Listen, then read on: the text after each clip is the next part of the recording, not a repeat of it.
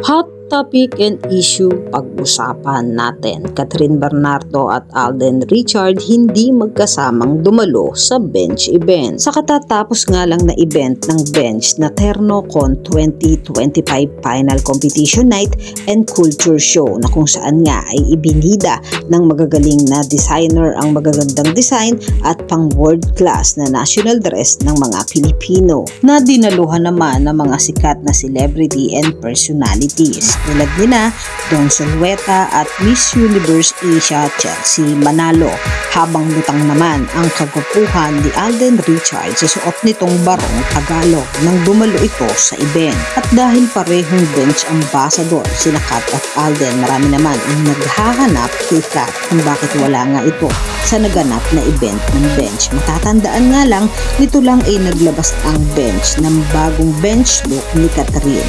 Bagamat marami ang nag-aabang na muling makita ang Kat din na magkasama, umaasa naman ang iba na pagtambalin sina Kat at Alden ng bench. Kahit hindi nga nakitang magkasama sina Kat at Alden sa naganap na event ng bench, makikita naman sa dalawa na super blessed sila ngayong taon dahil kabi-kabila nga ang kanilang endorsement. Samantalang spotted naman si Catherine Bernardo sa binyag at nagdinang sa anak ng kaibigan niyang si Ria Atayde at Sanjo Marudo. Tumayo ding ninong at ninang ang ibang malalapit na kaibigan nila Ria at Sanjo na sina Enchong T at Jane Unesa. Kayo mga katambalan, ano ang masasabi nyo? Mag-comment lang sa comment section at pag-usapan natin.